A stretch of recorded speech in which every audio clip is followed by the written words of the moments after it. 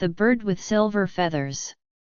In a peaceful village nestled at the foot of a large forest, lived a young girl named Amelia. She was known for her kindness and insatiable curiosity. With her sparkling eyes and honey-colored hair, Amelia spent her days exploring the surrounding woods, marveling at the nature that surrounded her.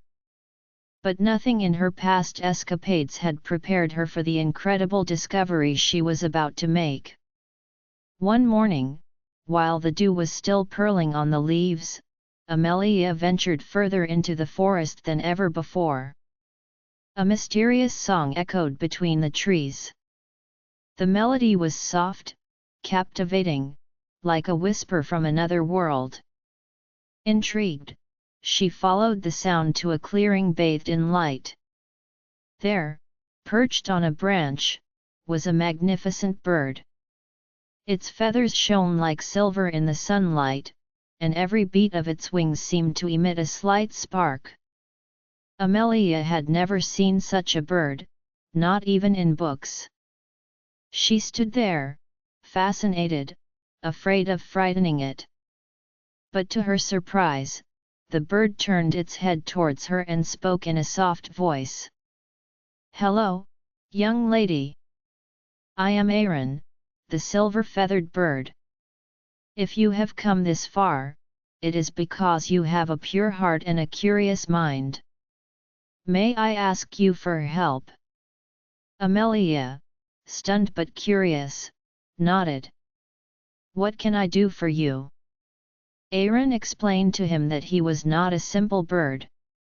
He came from a distant kingdom, beyond the mountains, where light and magic coexisted in harmony. But a great misfortune had struck his kingdom. A sorcerer named Malgor had stolen the crystal of the stars, the source of their light and magic. Without this crystal, darkness gradually invaded their world, threatening to destroy everything. Malgor has taken refuge in a black tower, hidden in the Valley of Mists. My kingdom needs someone bold to retrieve the crystal. I cannot go alone, for my silver wings would lose their shine in this darkness. Amelia felt a surge of courage rise within her. "I will help you, Aaron. Tell me what I must do." The bird handed him a shiny silver feather. "This feather will protect you from Malgor's illusions, but you will also need to draw on your inner strength to succeed. I will guide you to the tower." Amelia followed Aaron through the forest and mountains. The journey was arduous. The paths were steep, the icy winds whipped at her face, and fear sometimes crept into her heart. But the comforting voice of the bird and the shine of the feathers she held tightly in her hand gave her the strength to move forward. When they finally reached the Valley of Mists, Amelia was struck by the bleak landscape that lay before her.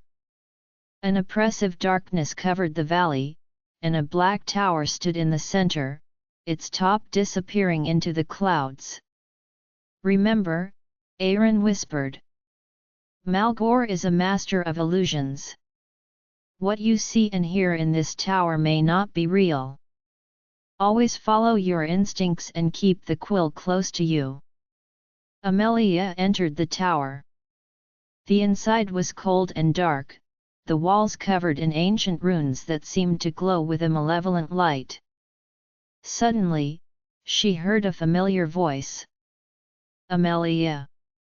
Help me!" She turned and saw her mother, trapped in a cage of shadows. Her heart sank, but she remembered Aaron's warnings.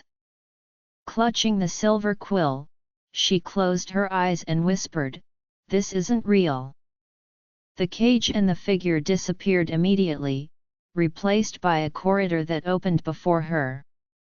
Amelia advanced cautiously, facing other illusions, a torrent that threatened to carry her away, accusatory voices coming from the darkness, and even a mirror showing her worst fears.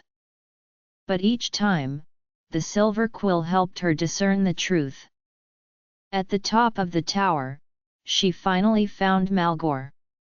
The wizard, wrapped in a black cloak, held the star crystal in his hand. His face was pale, his red eyes blazing. "Who dares to disturb my solitude?" he growled. "I have come to reclaim what belongs to Aaron and his people," Amelia replied bravely. Malgor burst out laughing. "You think you can defeat me, little human?" He raised his hand, and shadows materialized around him, taking the form of monstrous creatures. Amelia felt fear wash over her, but she gripped the silver quill and concentrated. "Those shadows aren't real!" she shouted. The monsters flickered, then disappeared. Malgor, furious, threw a black lightning bolt in his direction. Amelia, with an instinctive gesture, used the feather to protect herself. A bright light burst forth, repelling the sorcerer's attack. "No!" Malgor shouted, blinded by the flash. Taking advantage of his distraction, Amelia rushed forward and snatched the star crystal from his hand. An explosion of light filled the room, dispelling the darkness of the tower. Malgor, overcome by his own magic, disappeared in a cloud of smoke. Amelia came out of the tower, holding the crystal tightly. Aaron, who was waiting for her outside, cried out in joy at her success. "You saved my people, Amelia. We will be eternally grateful." They returned together to the kingdom of Aaron, where the crystal was replaced on its pedestal. A dazzling light illuminated the kingdom, driving away the last shadows. The inhabitants, wondrous creatures with sparkling wings, surrounded Amelia to thank her. Aaron presented Amelia with a silver quill set with crystals, a memento of her courage and devotion. Back home, Amelia felt like she was no longer the same. This adventure had taught her that true strength lies in self-confidence and perseverance. Every night, she looked at the silver quill shining on her desk and remembered the luminous kingdom she had saved.